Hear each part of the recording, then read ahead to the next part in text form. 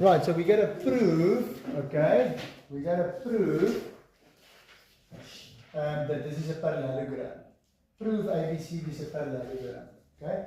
The theorem says if one pair of opposite sides of quadrilateral are equal and parallel, so I put it in for you, equal and parallel, one pair of opposite sides are equal and parallel, then it's a parallelogram. Now you must prove that it's a parallelogram. So you must prove that both pair of opposite sides are parallel. You already know this line is parallel to this one. Okay? Now you must prove that that line is parallel to that one. Okay? So you must put in a construction line, draw your own line there, name it A1 and A2. You can do it the other way around as well. You can make this one A1 and this one A2. Okay? Just name it 1 and 2, 1 and 2. And now we can say, okay, this angle here, A1, is equal to this angle here, A2, because they're alternating.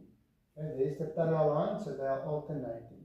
We can also say that AD is equal to BC, because it's given that they are equal. And then we can say that AC is a common line.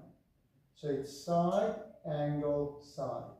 Okay, so you write down those steps. You say in triangle, then you name it ABC, and triangle ABC. First of all, we can start somewhere with AD is equal to BC, it's given. Then we can also say that A1 is equal to C2, it's alternating angles, because AD is parallel to BC, okay? AD is parallel to BC, and then we can say that AC is a common, so that's number 2. Number 3 is that AC is a common line.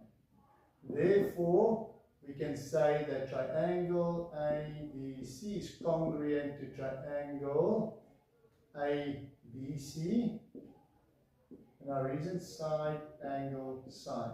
So therefore, because they're congruent, we can say, now that we showed they're congruent, now we can say therefore A2 is equal to C1. So we can say therefore A2 is equal to C1, which means AB must be parallel to DC. And therefore AB is parallel to DC, because they're now alternating angles, and therefore A, B, C, D is a parallelogram. Why? Because both pairs of opposite sides